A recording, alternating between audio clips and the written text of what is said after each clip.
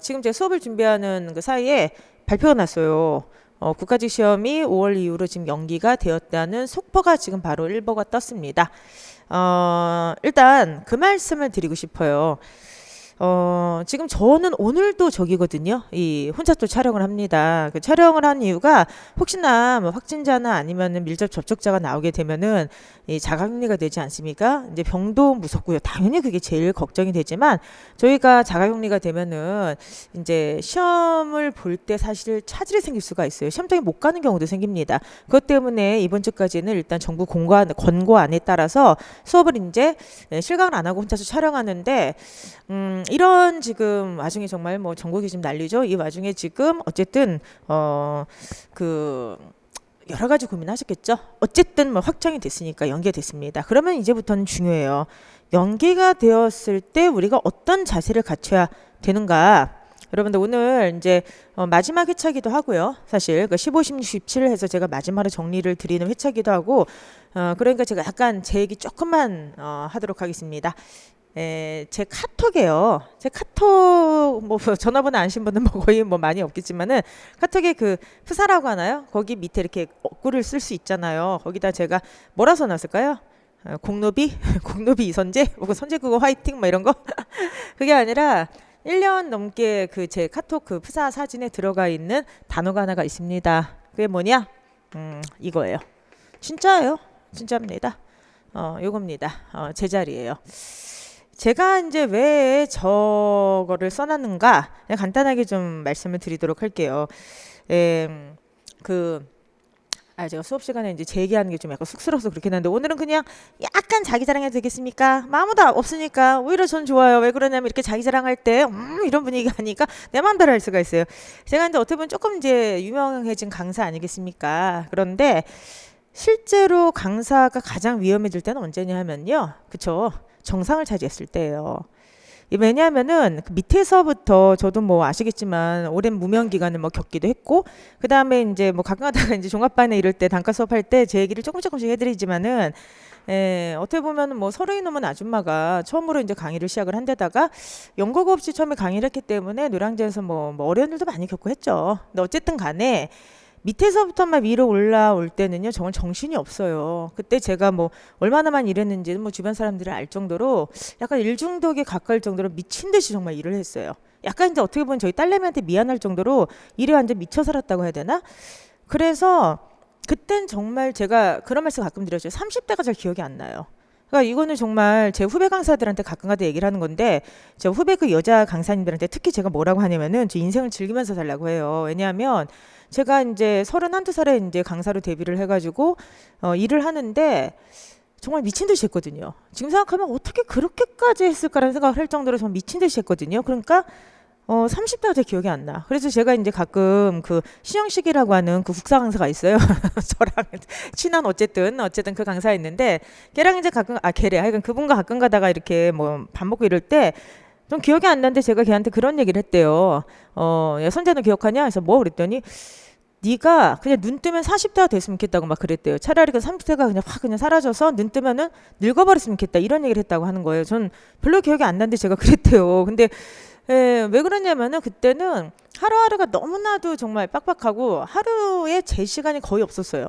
일을 하고 또 이제 애도 보고 이래야 되니까 어떻게 그 시간을 견뎠는지 좀 솔직히 잘 기억이 안 나. 그렇게 30대를 살다 보니까 30대가 저한테는 그냥 훌쩍 이렇게 뛰어갔던 느낌이지 즐겼다라고 한 느낌? 30대 여유를 즐겼다. 전 그렇게는 못 살았거든요. 그러다 보니까 그게 꼭 좋은 것 같지는 않아요. 좋은 것 같지는 않기 때문에 주변에 이제 후배 강사님들한테 그렇게 꼭 살 필요 없다 인생 그냥 약간 여유 있게 살아라.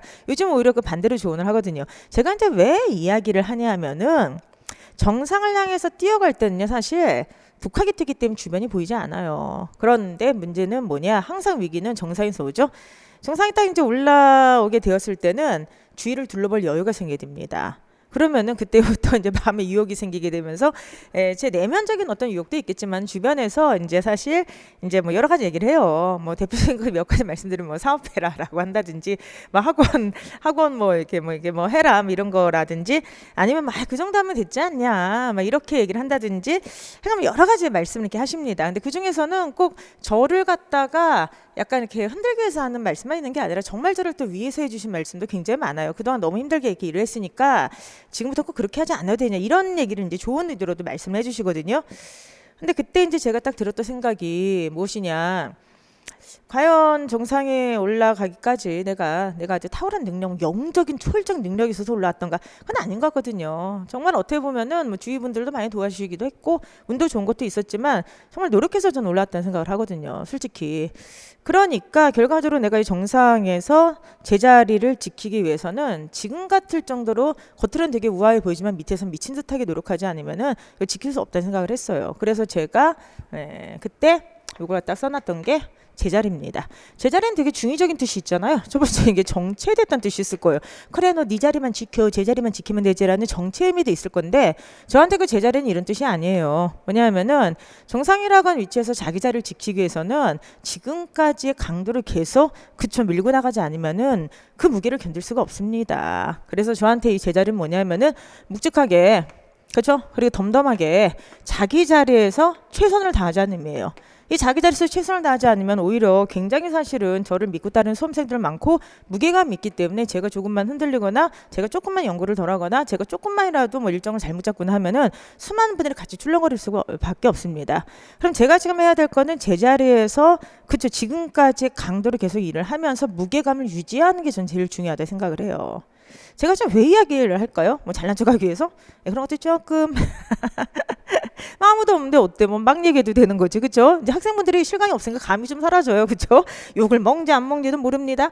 근데 제가 이제 왜 지금 이 말씀을 드리냐 하면은 지금 여러분들한테 이게 제일 필요할 것 같아요. 공부를 안 하셨던 분들은요, 딴 거 생각하지 좀 마세요. 자, 상위 20% 안에 지금 들어오지 못하신 분들 있죠? 지금 보면 모의고사 아직도 밑에 계신 분들 이분들은 딴 거 생각할 거 없어요. 지금 무슨 말 일정이 연기되는데 여유가 있다 이 생각합니까? 나한테 찾은 또 다른 기회라 생각하고 미친 듯이 해야 돼. 나중에 여름캐스 합격을 한 다음에 내가 그때 3월과 4월을 어떻게 보냈지? 기억이 하나도 없어. 할 정도로 지금 뛰고 다니셔야 돼요. 막 뛰어야 돼. 근데 무슨 지금은 뉴스 검색하고 뭐 하는 겁니까? 그러면 안 돼요. 물론 이제 재난경보나 이런 걸 다 듣고 위생엔 철저히 하셔야 되겠지만 지금 앉아있는 데서 미친 듯이 올라가야 됩니다. 그래서 이분들은 나중에 2달이 딱 지난 다음에 아니 시험이 2달이나 이렇게 연기됐나? 한두 달이나 연기됐나? 이런 식의 생각이 나올 정도로 미친 듯 뛰어야 돼. 기억이 안 나야 돼요. 그리고 이제 두 번째는 지금 상위 20%요. 어떻게 보면 합격권에 들어있는 정상 자리를 지금 차지하고 계신 분들이 있지 않습니까? 이분들은 특히 지금 뭘 해야 되냐? 그쵸? 제자리를 지키셔야 돼요. 제자리를 지켜야 되는데 이때 제자리를 지킨다고 하는 게 실력의 정체를 얘기하는 게 아니에요. 이미 여러분들은 공부를 많이 해놨어. 그러니까 오히려 이분들이 약간 실망할 수 있어요. 약간 불안감 때문에 시험이 연기되는 거에 대해서 찬성은 하시겠지만 한편으로는 경쟁자가 더 들으면 어떡하지? 그리고 내가 딱 3월 말까지 해가지고 모든 컨디션도 맞춰놓고 미친 듯이 일정을 짜놨는데 이게 연기되다니 약간 시험이 연기됐다는 거에 대한 안도감과 함께 더 허탈감도 있을 거예요. 자, 그러나 여러분들 생각하세요. 여러분들은 지금 무게를 가지고 계신 분이에요. 여태까지 학습했던 게 어디 도망가지 않습니다. 그렇죠? 그렇기 때문에 특히나 합격의 그 정상까지 거의 다 들으셨던 분들은요. 지금부터는 무게감을 유지하는 게 굉장히 중요한데 이게 생각보다 쉽지가 않을 거예요. 오히려 모자란 걸 채우고 올라가는 것을 미친 듯이 하면 돼요. 미친 듯이 그냥 더 하세요. 모자란 걸 채우러 가시는 분들, 점수가 아직 안 오르신 분들은 그냥 하라는 대로 하시면 되는데 점수가 어느 정도 안정권에 있으신 분들은 이런 일정의 변화가 심적으로 굉장히 사람을 불안하게 하고 허탈하게 하기도 하면서 한편으로는 집중을 못하게 합니다. 그죠? 자, 이분들 정상을 차지하기 더 힘들어요.